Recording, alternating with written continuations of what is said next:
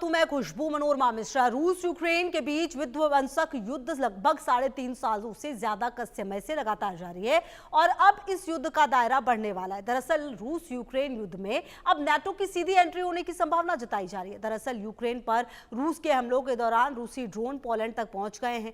रूस की तरफ से पोलैंड पर 19 ड्रोन दागने की खबर है, जिसमें 4 ड्रोन को पोलैंड की सेना ने मार गिराने का दावा किया। हालांकि रूस का कहना है पोलैंड को टारगेट करने का जो इरादा है वो नहीं था, लेकिन यूरोप इसे सबसे गंभीर हवाई उल्लंघन मान रहा है और अब नाटो के पलटवार के चलते युद्ध के फैसले की आशंकाएं बढ़ गई हैं। पोलैंड नाटो का सदस्य देश है। नाटो नियमों के मुताबिक उसके किसी एक सहयोगी पर अगर कोई देश हमला करता है तो ये सभी सहयोगी देशों पर अटैक माना जाएगा। पोलैंड ने इस घटना को द्वितीय विश्व युद्ध से जोड़ा है। जी हां, आपको बता दें, द्वितीय विश्व युद्ध के वक्त जर्मनी ने पोलैंड पर ही पहला हमला किया था। ऐसे में अब पोलैंड में रूस के ड्रोन घुसने की घटना को तृतीय विश्व युद्ध को उकसाने वाला माना जा रहा है।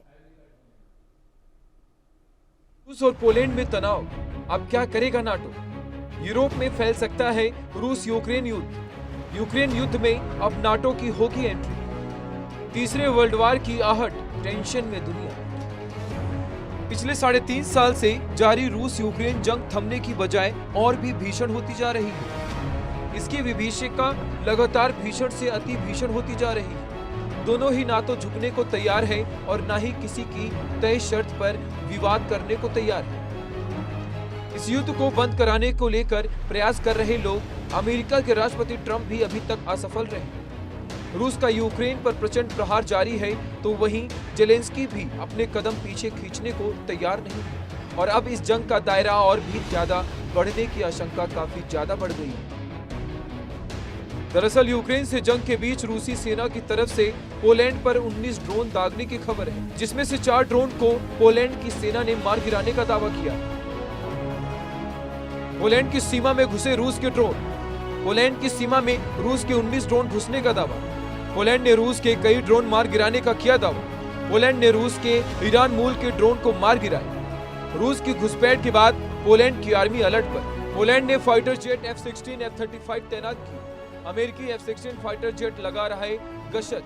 कई यूरोपीय देशों ने नाराजगी जताई। नाटो नियमों के मुताबिक उसके किसी एक सहयोगी पर अगर देश हमला करता है तो ये सभी सहयोगी देशों पर अटैक माना जाएगा।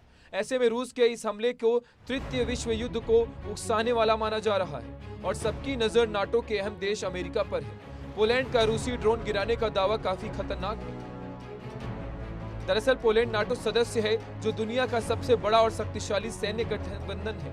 नाटो को कलेक्टिव डिफेंस पॉलिसी कहती है कि किसी एक समुदाय पर हमला पूरे नाटो पर हमला माना जाएगा। इसका मतलब है कि अगर नाटो सदस्य देश मान ले कि पोलैंड पर हुआ हमला जानबूझकर किया गया तो यह पूरी दुनिया के लिए बुरे सपने जैसा होगा, क्योंकि फिर रूस का सीधा टकराव अमेरिका, जर्मनी, फ्रांस, कनाडा और तुर्की जैसे देशों से होगा। इसलिए इस युद्ध से भड़कने की आशंका काफी ज्यादा बढ़ गई है। हालांकि रूस का कहना है कि पोलैंड को टारगेट करने का इरादा नहीं था, लेकिन यूरोप इसे सबसे गंभीर हवाई उल्लंघन मान रहा है। नाटो आर्टिकल 4 पर चर्चा की तैयारी कर रहा है। वहीं रूस ने अपनी रणनीति बदलकर बातचीत का रास्ता खोजने की तैयारी कर ली। लेकिन पोलैंड के पीएम डोनाल्ड टस्क ने कहा कि कुछ ड्रोन बेलूराम से भी आए थे, यानी ये सिर्फ एक गलती नहीं बल्कि जानबूझकर किया गया हो सकता है। वो नाटो सचिव मार्क रूटे और यूरोपीय संघ की कमिश्नर उर्सुला ने इसे लापरवाह घटना करार दिया।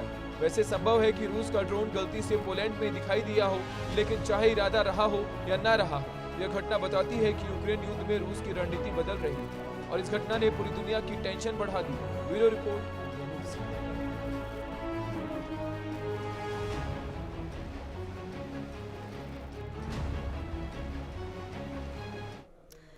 और इसी बीच आपको बता दें, पोलैंड में रूसी ड्रोन पर नाटो की तैयारी सामने आई है। नाटो का आर्टिकल 4 लागू। आर्टिकल 4 के तहत नाटो देश करेंगे चर्चा।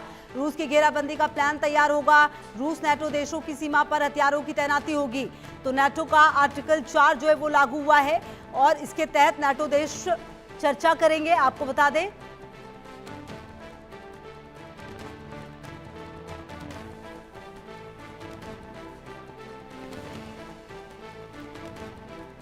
तो ये अहम जानकारी आपको दे रहे हैं। जी हाँ, बता दें आपको कि पोलैंड में रूसी जो ड्रोन है, अब जिस तरीके से ये पूरा काम हुआ है उसके बाद देखना ये होगा कि ये जब आर्टिकल 4 मतलब नाटो देश चर्चा करने वाले हैं। और हमारे साथ कर्नल रिटायर्ड टीपी त्यागी डिफेंस एक्सपर्ट जुड़ गए, साथ ही साथ श्रुति दास गुप्ता भी विदेश मामलों के जानकार जुड़ गई हैं। बहुत स्वागत है सर, आपका भी बहुत स्वागत टीपी सर। और सर पहला सवाल मेरा त्यागी सर आप ही से है, जो ये किया गया है ड्रोन हमला और कहा यह जा रहा है कि ये पूरा नेटो पर हमला और आर्टिकल 4 लागू हुआ है, इन सब के क्या मायने हैं? देखिए, तीसरे विश्व युद्ध की आशंका जो एक लंबे समय से जताई जा रही थी वो अब पूरी होती हुई दिखाई दे रही है। द्वितीय महायुद्ध से पहले भी इतने खतरनाक हालात नहीं बने थे जितने अब बन चुके हैं।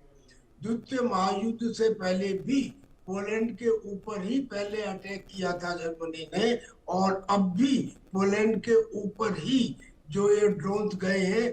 उस समय भी 1 सितंबर 1939 को अटैक हुआ था और ये भी सितंबर का महीना चल रहा है। लेकिन उस समय एक्सिस पावर्स के अंदर जर्मनी थी, इटली थी, जापान था, और जो एलाइज थे वो बहुत सारे थे। इस दफा स्थिति ये है कि जो एक्सिस पावर्स हैं वो भी संख्या में बहुत ज्यादा है। अब जो रूसिया के 19 ड्रोन गए हैं पोलैंड की टेरिटरी में, और वो ये कह रहे हैं कि नहीं ये गलती से चले गए। जेलेंस्की कह रहे हैं कि वो टेस्टिंग करने के लिए भेजे हैं, पोलैंड वाले कह रहे हैं हम चेक कर रहे हैं, पैकेज को ढूंढेंगे। कोई कुछ भी कहे, देश काल पात्र से चीजें बिल्कुल साफ हो जाती हैं, कोई रॉकेट साइंस नहीं है। वो 19 ड्रोन एक क्यों नहीं गया, 19 क्यों गए? दूसरी बात, वो किसी और कंट्री में क्यों नहीं गए, पोलैंड में ही क्यों गए? और तीसरी बात, वो इस समय ही क्यों गए, इससे पहले या इसके बाद में क्यों नहीं गए? यानी कि एक ऐसी सिचुएशन, एक ऐसे ब्रेक के ऊपर आ चुके हैं इस समय नाटो और ये रूस और यूक्रेन का युद्ध। मुझे लगता है कि now it is only getting flared up and flared up further and further. ठीक है सर, आती हूँ आपके पास। और श्रुति जी भी लगातार हमारे साथ जुड़ी हुई। अच्छा श्रुति जी, देखिए ये जो हमला है निश्चित तौर पर ये काफी बड़ा हमला माना जा रहा है। जो ट्रंप है उन्होंने भी कह दिया है कि रूस की तरफ से ये हुआ है, लेकिन बड़ा सवाल ये बनता है कि जिस तरह से ये घटना हुई है, क्या ये रूस को फंसाने की कोशिश है? इसकी टाइमिंग पर भी सवाल उठ रहे हैं, क्योंकि रूस ने तो सीधा मना कर दिया कि हमने नहीं किया है। जी बिल्कुल, और एक कोई डिप्लोमेट जो वहाँ पोलैंड में ही बैठे हैं उन्होंने भी ये स्टेटमेंट दिए कि जिस डायरेक्शन से ये ड्रोन्स आए वो यूक्रेन का डायरेक्शन था। तो अब इसको आप कहीं पे भी ले जाइए बात को कि भाई यूक्रेन पे अटैक करने वाले ड्रोन्स जो हैं वो भटक गए, रास्ता गलत हो गया इसलिए पोलैंड में चले गए, या आप ऐसे बोले कि डायरेक्टली यूक्रेन ने ये भड़काऊ सा एक अटैक डाला है रशियन ड्रोन्स के नाम से कि भाई किसी तरह से यूरोप जो है वो फुल्ली फिजिकली इन्वॉल्व हो जाए इस युद्ध के अंदर, क्योंकि इस वक्त यूक्रेन की जो इस हालत है इस युद्ध के अंदर वो काफ़ी बुरी है। 20% से ज़्यादा वो अपना क्षेत्र हार चुका है। आपको पता है ट्रंप ने जो अलास्का में मीटिंग करी उसके बाद उसने कई बार इंडिकेशंस दी हैं कि शायद टेरिटरी एक्सचेंज के बाद ही इस चीज़ को निपटाया जा सकता है। और टेरिटरी एक्सचेंज के नाम पे मतलब जो होगा आपका डोनेस्क, लुहांस और डोनेस्क और आगे जाके ज़ेप्रोव रीजन वगैरह जो है ये वो लेना चाह रहा है, और शायद इसके थ्रू वो एक अलग एक देश बना दे, republic of Luhansk, republic of Donetsk, इसे बनाने को वो तैयार है पुतिन एंड रशिया। बट अगर उसको इस चंगुल से निकलना है, क्योंकि जेलेंस्की कहता है कि मैं नहीं दूंगा ये क्षेत्र, तो अगर उसे इस चंगुल से निकलना है, क्योंकि एक तरफ ट्रंप खड़े हैं दूसरी तरफ पुतिन, और दोनों बोल रहे हैं कि भाई आपके पास एक ही रास्ता है, आप जगह छोड़िए, और वो अगर इससे निकलना चाहता है तो वो उसके लिए एक ऑल आउट वॉर ही एक ऑप्शन है। और क्योंकि यही एक ऑप्शन है और इसको ट्रिगर करने का नेटो सबसे अच्छा एग्जाम्पल है। यूक्रेन नेटो का हिस्सा नहीं है, उस पर आर्टिकल 4 लागू नहीं होता है। पोलैंड है, पोलैंड तो कई दिनों से ये गाना गा रहा है मुझ पे अटैक होने वाला है, मुझ पे अटैक होने वाला है। कुछ महीने पहले भी उसने गाया था कि मेरे पास जो आया है वो ड्रोन अटैक हुआ है मेरे पे, रशिया ने किया है, वो भी गलत निकला था कि वो भी यूक्रेन की एक भटकती हुई ड्रोन थी उनकी उस समय भी। तो ये इस वक्त भी हो सकता है एक फॉल्स फ्लैग को ट्रू फ्लैग बना के सामने प्रेजेंट किया जा रहा है, जिससे यूरोप जो है इस युद्ध के अंदर एक्टिवली फिजिकली इन्वॉल्व हो जाए और डूबती यूक्रेन की नैया को बचा ले। ठीक है, आपके पास आती हूँ। अच्छा त्यागी सर, मेरा सवाल एक ये है कि जो ड्रोन गरबेरा का इस्तेमाल हुआ है इसके बारे में क्या जानकारी मिल पा रही है? क्योंकि कहा जाता है कि ये बहुत सस्ता ड्रोन है, इसका इस्तेमाल जो है अमूमन होता नहीं है, लेकिन जिस तरह से इसका इस्तेमाल हुआ इसके पीछे क्या उद्देश्य है? और कहीं ना कहीं क्या ये माना जाए कि अब पूरा नेटो एकजुट होकर रूस पर हमला करने की तैयारी कर सकता है? देखिए, आपका जो पहला सवाल है कि ये जो ड्रोन है, ये ड्रोन डिकॉय है। ये ड्रोन अटैक करने के लिए नहीं भेजे गए थे, ये ड्रोन टेस्टिंग करने के लिए भेजे गए थे कि जब एक एरियल ऑब्जेक्ट रशिया का पोलैंड के एयर स्पेस में घुसेगा तो नेटो कंट्रीज का क्या रिएक्शन होगा। और उनका रिएक्शन अब अमेरिका के एटीट्यूड से पता लगता है। अमेरिका ने कहा हियर वी गो। अमेरिका ने ही नेटो कंट्रीज के अंदर एक किस्म से रिफ्ट पैदा करती है। जैसे बाल्टिक स्टेट है, बाल्टिक स्टेट के अंदर ये लिथुआनिया, एस्टोनिया, ये 3 स्टेट है। इन 3 स्टेट ने अमेरिका के साथ एक संधि की थी, और वो संधि को अब जब उन्होंने कहा कि हमको डर है रशिया में अटैक, तो उसको वॉशिंगटन ने मना कर दिया। और फिर इससे पहले का इतिहास ये रहा है, अभी रिसेंट इतिहास, कि उन्होंने कनाडा और डेनमार्क के ऊपर भी इन्वेड करने की धमकी दे दी थी। डेनमार्क के ऊपर ग्रीनलैंड की वजह से और कनाडा के ऊपर उसे अपने में जोड़ने की वजह से। तो यानी because of the actions of Trump, European countries या नेटो के जो देश है अब वो एक नहीं है। हंगरी, स्लोवेकिया पहले ही अलग है। पोलैंड ने और इटली ने अपने ट्रूप्स यूक्रेन में भेजने के लिए पहले ही मना कर दिया था।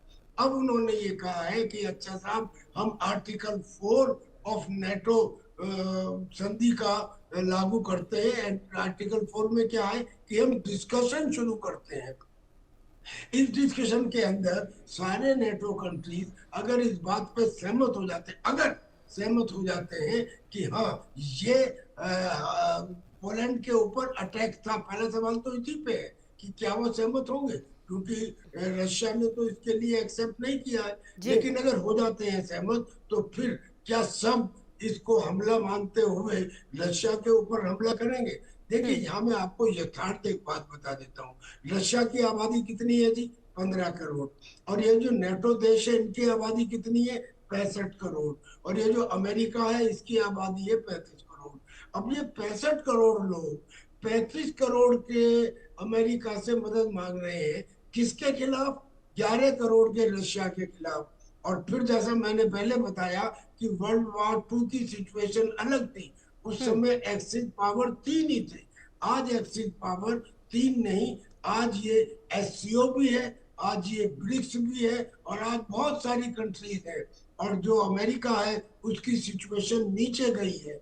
यानी ऐसे में आप समझ सकते हैं कि इसका रिजल्ट क्या होगा। इसमें कोई रॉकेट साइंस नहीं है समझने की।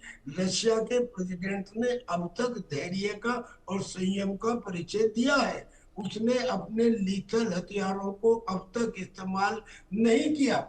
उसने सरमट इस्तेमाल की क्या मिसाइल, 18,000 रेंज वाली और 18 मैक तेज चलने वाली, और जिसके अंदर है वह यार टेक्निक, एक दफा में 12 शहरों के ऊपर हमला कर सके, न्यूक्लियर भी और कन्वेंशनल भी। उसने अपनी यार्स मिसाइल या जेकॉन मिसाइल अब तक इस्तेमाल नहीं की। बेलगोरोड सबमरीन से लॉन्च होने वाला पोसाइडन, वो न्यूक्लियर ड्रोन जो 200 टन का है और जो करीब 200 फीट ऊंची लहर ला सकता है समुद्र में, एक दफा में पूरे ब्रिटेन को खत्म कर सकता है। अच्छा सर, मैं आपके पास आती हूं और अपनी बात आप यहीं से और आगे भी लेके चलिएगा। श्रुति जी, जिस तरह से यहाँ पर फ्रांस ने रूस के खिलाफ खुली जंग का ऐलान कर दिया है, जो जेलेंस्की है उन्होंने ये कहा है कि रूस के इरादे अब साफ आ गए। हालांकि जेलेंस्की का तो ये कहना लाजमी है, उनका तो ये कहना बनता ही है, क्योंकि वो तो लगातार इस इंतजार में रहते ही हैं कि कब मौका मिले और रशिया और पुतिन के खिलाफ बोला जाए। लेकिन जो कुछ भी ये पूरा एक सिनेरियो हुआ है, ये क्या बता रहा है कि आने वाले समय में नेटो अब एक तरह से मजबूत होकर रशिया के खिलाफ कुछ करेगा, क्योंकि ट्रंप ने भी इसकी आलोचना की है, जो कुछ भी ये हुआ है उसकी। जी, आपका संदेशा मैं समझ रही हूँ कि ये जो अब जो स्टेटमेंट्स आ रही हैं इसके बाद, ये दिखा रहा है कि नेटो के जितने नेशंस हैं वो इकट्ठे होने को तैयार हैं, वो भी यूक्रेन के नाम से, और वो उसको अब रशिया को अटैक करने के लिए या बराबर की टक्कर देने के लिए बात करेंगे। और ऐसी स्टेटमेंट्स हमें देखने को भी मिल रही हैं। सेक ने कहा है कि वो अपना एयरक्राफ्ट बोरो करके देंगे। यूके ने बोला है कि वो ड्रोन्स मैन्युफैक्चरिंग करेंगे यूक्रेन के साथ और उसको सप्लाई करेंगे tech transfer and military transfer के अंदर चलते हुए। तो ये बाकी देश जो हैं ये अब इस पर्टिकुलर अटैक को जिस तरह से देखा जाएगा, अब इसकी इन्वेस्टिगेशंस जब निकलेंगे तब पता चलेगा कि एक्चुअली आया कहाँ से था और ये किसने चलाया था। पर उससे पहले अगर इन लोगों ने आगे काम कर लिया तो हमें तो यही देखने को मिलेगा कि वर्ल्ड वॉर 3 वाली सिचुएशन आने वाली है, क्योंकि ये जब नेशंस आपस में भिड़ेंगे ये चाहेंगे कि सिर्फ अर्थव्यवस्था किसी की भी हिलती है जब वो युद्ध में घुसता है, तो इनकी तो ऑलरेडी नीचे बॉटम रॉक बॉटम पे चल रही थी।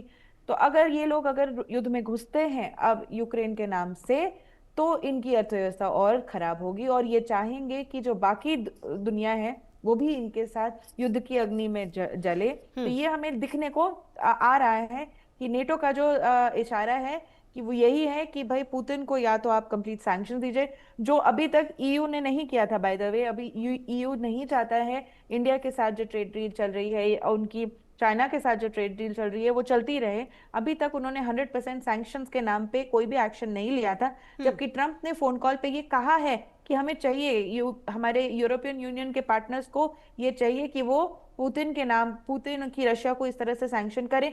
अभी तक उन्होंने नहीं माना था, पर इसके बाद हो सकता है ये सैंक्शंस भी आए और आगे युद्ध की ललकार भी बुलाई जाए। ठीक है। अच्छा त्यागी सर, देखिए आर्टिकल 4 तो लागू हो गया जिसमें कि अहम बैठक बुलाई गई है नाटो की तरफ से, लेकिन जो नाटो का ही आर्टिकल 5 है वो ये कहता है कि अगर किसी भी नाटो देश पर हमला होता है तो सभी नाटो देश पर हमला माना जाएगा। मतलब कुल मिलाकर ये माना जाए कि ये एक तरह से विश्व युद्ध के तरफ ये जो कदम है वो बढ़ रहे हैं, इसकी आशंका बढ़ रही है, क्योंकि पोलैंड पर रूस का ये हमला खतरनाक है। पोलैंड ने अपने नागरिकों को कह दिया आप अपने घरों में रहिए, जो फ्लाइट्स वगैरह हैं, जो एयरपोर्ट वगैरह है वो भी बंद करने की कवायद की गई है। तो कुल मिलाकर एक सिनेरियो तो ये बना है कि स्थिति बहुत ज्यादा खराब है और पूरे नाटो देशों को इसमें देखने की जरूरत है। बिल्कुल, आप भी ठीक कह रही हैं, श्रुति भी ठीक कह रही है।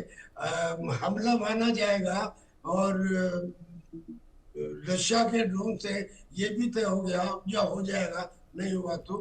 और ये पोलैंड के लिए सब लोगों ने कह भी दिया कि हाँ इसको सब देशों का हमला माना जाएगा। पर क्या वो रिटॉर्ट करने की स्थिति में है, सवाल यहाँ उठता है। एक रियलिटी चेक कीजिए, रियलिटी चेक कीजिए, क्या फ्रांस इस स्थिति में है? क्या यूनाइटेड किंगडम इस स्थिति में है? क्या जो फ्रांस है, जो यूनाइटेड किंगडम है या ब्रिटेन है, इनको जो कहते थे कि हम तो पूरा एक न्यूक्लियर अम्ब्रेला दे देंगे, ब्रिटेन ने कहा था हम यूक्रेन को 100 साल तक हम यूक्रेन के साथ में खड़े रहेंगे। जर्मनी जिसके पास कुछ नहीं है, अब आके उन्होंने अपना डिफेंस बजट बढ़ाना शुरू किया है। क्या आप आज शादी करके कल को बच्चे की उम्मीद कर सकते हैं? यानी कि अगर आज उन्होंने डिफेंस बजट बढ़ाया भी है तो क्या उनके हथियार कल से इफेक्टिव हो जाएंगे? और यूरोप का, जैसे मैंने बताया, ये तो डरे हुए लोग हैं, इनका कटोरा बहुत बड़ा है रशिया के मुकाबले, और ये रशिया के का मुकाबला ना तो हथियारों में कर सकते हैं और ना ही उसके क्या बोलते हैं उसे मुराल में कर सकते हैं। अभी तक जो यूरोप के देश हैं, ये यूरोप के देश क्या कर पाए? पिछले 1 साल से इन्होंने कहा है कि हम यूक्रेन में, पहले इन्होंने कहा हम पीस कीपिंग फोर्स भेजेंगे, फिर कहा हम डेटरेंस फोर्स भेजेंगे, अब उन्होंने कहा हम रीएश्योरेंस फोर्स भेजेंगे, और ये तरह तरह के नाम बदलते रहे। कुछ ने बता दिया कि आप उनके केवल कहने मात्र से ही, अभी तक तो उन्होंने भेजी नहीं है, केवल कहने मात्र से ही रशिया ने कीव के ऊपर वो अटैक किया जो 3.5 साल में अब तक उसने नहीं किया था। 1000 ड्रोन के साथ में अटैक किया, और फिर नतीजा क्या निकल रहा है जी? रशिया को नुकसान पहुंचा दिया यूक्रेन ने। यूक्रेन को मिला क्या? यूक्रेन की तो 27% धरती चली गई ना जी। क्रीमिया पहले चला गया था, और जी। अब डोनबास भी, और जितने उसके मिनरल्स हैं जिनके ऊपर वो नाश्ता कूदता है, वो सब उस डोनबास के एरिया में, डोनेट्स रीजन में है, और जिसके ऊपर रशिया ने कब्जा कर लिया है। अब उसके बाद क्या बचा? अब वो चाहे जितना नुकसान पहुंचा दे रशिया को, हार तो वो चुका है, ग्राउंड ऑपरेशंस में हार चुका है। ऑप्टिक्स के अंदर आप कुछ भी करते रहिए। मेरा कुल मिला के कहना ये हो सकता है कि मैं गलत हूँ, लेकिन ये जो क्लॉज 5 है कि साहब एक के ऊपर हमला, सबके ऊपर हमला माना जाएगा, थ्योरेटिकली करेक्ट है, कर वो कुछ नहीं सकते। अच्छा, ठीक है सर। अच्छा श्रुति जी, एक बात ये भी बताइए कि नाटो की मीटिंग होने वाली है जिसमें कि पलटवार का एजेंडा तय होगा। कुल मिलाकर ये माना जाए कि या फैसला ये होगा, या तो रशिया पर हमला होगा, या फिर ये माना जाएगा कि रशिया जो कह रहा है वो सही है, उसने ये हमला नहीं किया है। दो ही सिचुएशन होगी या कुछ तीसरा भी हो सकता है? तीसरी सिचुएशन होगी जो मैंने पहले डिस्कस करी थी आपके साथ, कि ईयू बोलेगा सैंक्शंस डालिए उसके ऊपर, उसके ट्रेडिंग पार्टनर्स के ऊपर। रशिया के ऊपर ऑलरेडी सैंक्शंस हैं शायद, और इसलिए वो ट्रेडिंग पार्टनर्स की तरफ और ज्यादा जाएंगे कि भाई कोई इनसे जो भी खरीद रहा है वो बंद कर दे। पर इसका नतीजा उल्टा भी पड़ सकता है इनके ऊपर, क्योंकि यूक्रेन जो है वो अभी भी ट्रेड कर रहा है रशिया के साथ, वो अभी भी उतना वीट भेजता है वहां पे, वो अभी भी उनके साथ ट्रेड रिलेशंस रशिया और यूक्रेन के चल रहे हैं। तो जो आपस में लड़ रहे हैं वो आपस में पैसे भी एक्सचेंज करते हैं। यूक्रेन का जो डीजल वाला हिस्सा है वो हम सबने न्यूज में डिस्कस किया है कि 15% डीजल जो इंडिया सर्कुलेट करता है प्रोसेसिंग के बाद रशियन ऑयल का, तो 15% डीजल तो यूक्रेन का इंडिया प्रोवाइड कर रही है, और ये रशियन पेट्रोलियम से ही क्रूड से बनाया गया है। तो इनके ऊपर उल्टा भी पड़ेगा ये, जब ये कोशिश करेंगे कि सैंक्शंस को डिस्कस करेंगे या उनके ट्रेडिंग पार्टनर्स को हम प्रेशराइज करेंगे कि भाई इनकी वॉर इकोनॉमी जो है, जिसके चलते अभी तक इतना कितना 1300 दिन होने वाले हैं, I think 1294 is the count of the number of days. इतने दिनों के बाद भी अगर रशिया ने घुटने नहीं टेके हैं, तो इनके पार्टनर्स को पहले बंद करिए। उनके पार्टनर्स को बंद करने जाएंगे तो इनकी भी तो नैया डूबेगी। तो इस चक्कर के अंदर ये सैंक्शंस की बात जरूर करेंगे, अगर इनके पास सॉलिड प्रूफ नहीं है कि रशिया ने ही किया है। तो ये या तो प्रूफ मैन्युफैक्चर करके बोलेंगे, सेंटिमेंट्स के ऊपर आप इतना बड़ा डिसीजन नहीं ले सकते, या तो वो प्रूफ मैन्युफैक्चर करके बोलेंगे, या सच में अगर रशिया ने किया है फिर तो बम बम बोले, फिर तो होने ही वाले हैं युद्ध। तो 3 ऑप्शन है हमारे पास, या तो युद्ध होगा, या क्योंकि ये प्रूफ मैन्युफैक्चर्ड है या सही है, या युद्ध नहीं होगा और वो बोलेंगे नहीं नहीं फॉल्स अलार्म, एंड रशिया को और ट्रंप के ऊपर प्रेशर बनाएंगे भाई किस तरह से आप पीस बनाएंगे यहाँ पे। और तीसरा जो मोस्ट लाइकली ऑप्शन है वो सैंक्शंस की बात दोबारा टेबल पे आएगी, क्योंकि ये ट्रंप भी चाहते हैं। ठीक है, बिल्कुल। तो कुल मिलाकर तो नजर इस बात पर भी त्यागी सर होने वाली है कि अगले कुछ घंटे में क्या होगा, और सबसे बड़ी बात कि ट्रंप क्या कुछ कहेंगे, नजर इस पर भी होगी। और ये माना जाए कि अगले कुछ घंटे बहुत ही क्रूशियल हो सकते हैं टीपी सर। बिल्कुल बिल्कुल क्रूशियल हो सकते हैं, क्योंकि एक्सप्लोसिव सिचुएशन तो ऑलरेडी बनी हुई है। सेकेंड वर्ल्ड वॉर में इतनी एक्सप्लोसिव सिचुएशन नहीं थी। आज आप देख लीजिए कि ताइवान में और चाइना में, रशिया में और यूक्रेन में और मिडिल ईस्ट के अंदर, और इजराइल ने जो कतर के ऊपर अभी हमला किया है वो, और इजराइल का हमास में कितने सारे देश, इसके अंदर यमन हो या लेबनान हो या सीरिया हो, यानी कि पूरे वर्ल्ड के अंदर इंडिया और पाकिस्तान भी हो, हर जगह एक तनातनी और वार की सिचुएशन है। Means explosive situation already exist करती है, सिर्फ एक स्पार्क की आवश्यकता है, और वो स्पार्क अगर यहाँ से मिलता है तो समझ लीजिए कि थर्ड वर्ल्ड वॉर शुरू होता है। और अगर गुड सेंस प्रिवेल होती है, गुड सेंस प्रिवेल तभी होगी जब ईगो को माइनस किया जाएगा, और जब डोनाल्ड ट्रंप और नाटो की कंट्रीज ये एक्सेप्ट करेंगी कि yes we will not give any more weapons to Ukraine, you see, then there may be a difference, then there may be a समझौता। बिल्कुल। तो सर कहीं ना कहीं अब ये देखना होगा कि जिस तरह से आप भी कह रहे हैं कि आने वाले समय में कुछ घंटे बेहद महत्वपूर्ण हो सकते हैं। तो